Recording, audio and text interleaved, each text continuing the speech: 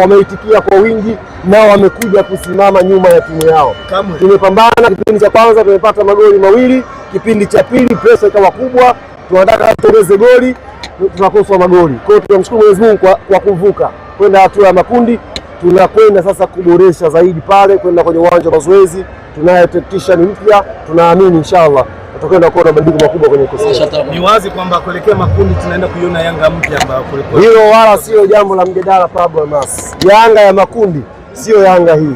Yanga inakwenda kubadilika kabisa, kwa sababu kocha aliyekuja ametumia wiki mbili kuwasoma wachezaji wetu wote wa kikosi chote na amefanya maamuzi yake. Atatambulishwa leo na kesho anaanza mazoezi Avic Town. Tuna mchezo wa ligi kuu siku ya Jumanne dhidi ya Mtibwa Sugar pale KMC, anakwenda kuanza kesho kutwa Jumanne tuna mechi. Kwa hiyo tumpe muda mwalimu aandae timu yetu vizuri, na ninaamini inshallah kwenye hatua ya makundi tutakwenda tukiwa tofauti kabisa. Folz alikuwa kocha wa miaka tuache tupumzishe. Nimekwambia wazungu wanasema mpira ni science. Kocha wa Yanga ndio sayansi yenyewe sasa. Ndio mtakwenda kuiona. Maana tunachambuaga mpira science, sayansi inakuja sasa. Na falsafa ya timu ya Yanga lakini na falsafa ya mpira wetu anakuja na kila kitu. Zitapigwa pasi nyingi, tutashambulia kwa spidi kubwa. Unaona kama leo tumecheza kwa pressure kubwa lakini tumekosa goli kama 4 hivi. Tukishakaa confidence yetu imekaa vizuri, yote haya tunafunga inshallah. Yote haya tutakuwa tunafunga. Turudi kwenye momentum ya kufunga magoli mengi. Mimi niwaambie hata tukajipongeza Malawi. Nyie sikieni, sitakani wasahau hawa kiboko. Ungetuidia siri nini hasa wamekifanya? Wewe unajui hii?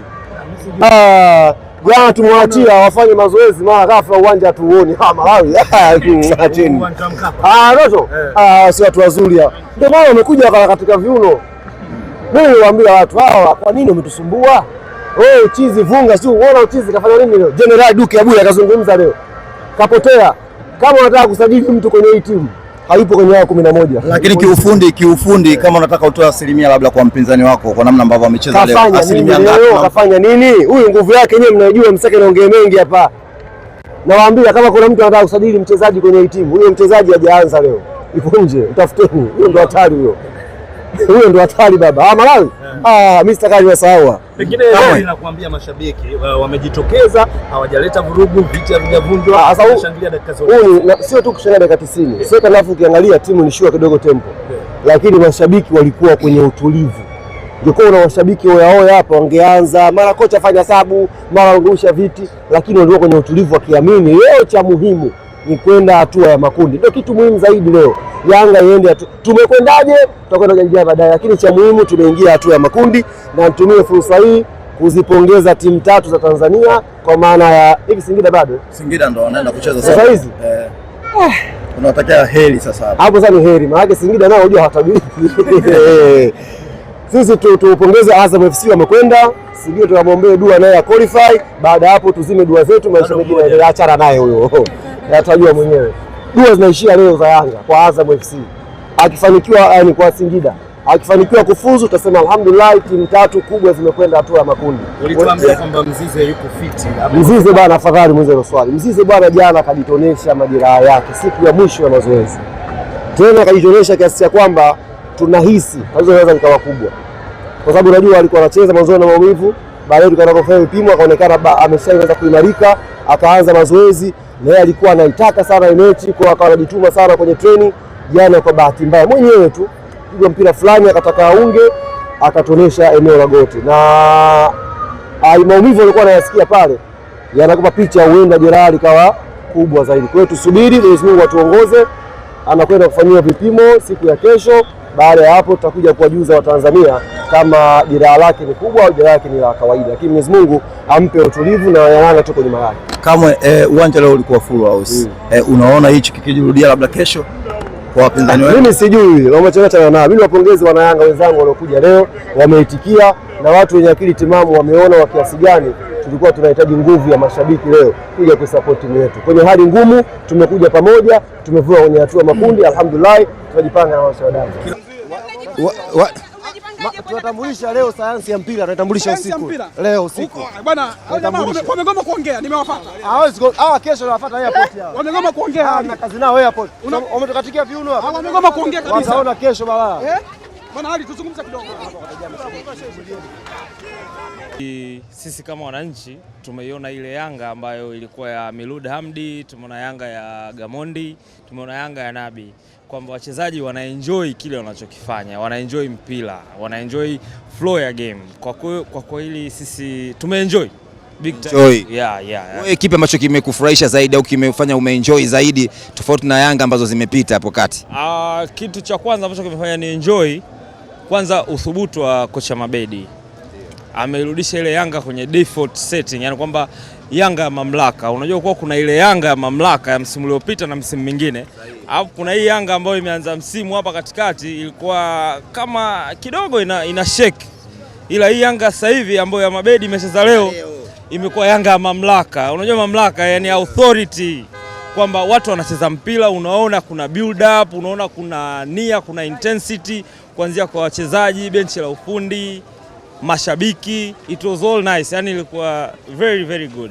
Hatua inayofuata sasa ni hatua ya makundi na vigogo wote wamepita. Labda ukijitazama unamtaka nani hata akatize kwenye 18 za Yanga hii ya Mabedi sasa hivi?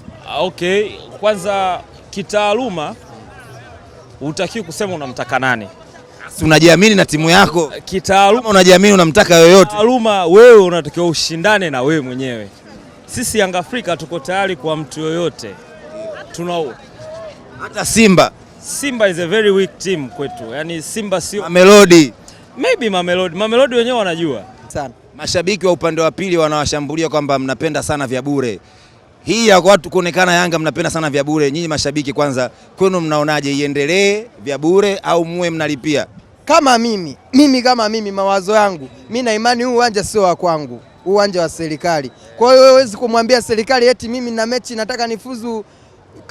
nataka nifuzu makundi niingie bure, kitu ambacho hakiwezekani.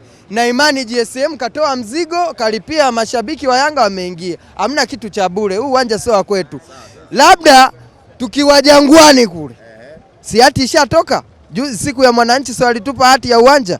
Tukiwa kule Jangwani ukiniambia bwana tumeingia bure, hapo na imani kweli tumeingia bure kweli. Lakini kwa Mkapa hapa sisi tunatoa kiasi chochote ambao ni GSM katoa.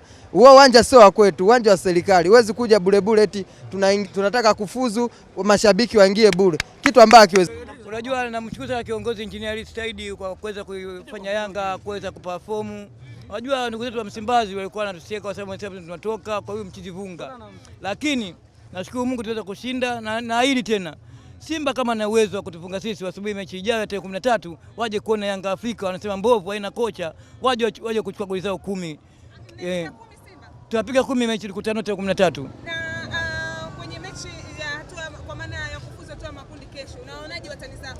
Watani zangu kusema kweli mimi ningeombea jamaa Pidi Omenzo wafunga hata goli 6 kwa sababu wanajeuri sana. Kwa sababu wao walikuwa watuombea si mabaya tutoke. Unajua unapomwambia mwenzako mabaya atoke, nawe unamwambia mabaya adui yako atoke. Kwa sababu nikwambia kitu, mwambie mwenzako mazuri na kuombea mazuri. Wao walikuwa wanacheka sisi wakaniambia Sivunga tulikuwa tulali. Mtivunga ndio nani? Hatumogopi kwa sababu wanawanyima usingizi. Alikuwa anawanyima usingizi. Hawezi kuninyima usingizi kwa sababu ndio mdogo, mimi nacheza wengi viungo wengi na Kouma, na Nduki Abuya, na Pakome. Hasa mtu mdogo Mtivunga ndio nani? Hawezi kunitisha mimi katika mpira. Nashukuru timu yangu ya Yanga imeshinda vizuri, naamini katika makundi mje kuangalia mpira wa Yanga utabadilika. Kwa sababu kocha mpya niliamini kama Yanga kwa sababu nilikuwa sina niko nyumbani, nilikuwa mimi nitashinda. Makundi nilikuwa naingia tu. Mimi jezi yangu ya Yanga nimeweka kwa sababu naamini ni ushindi mwema, nembo yapo. Naipenda Yanga mpaka kufa. Mpaka kufa.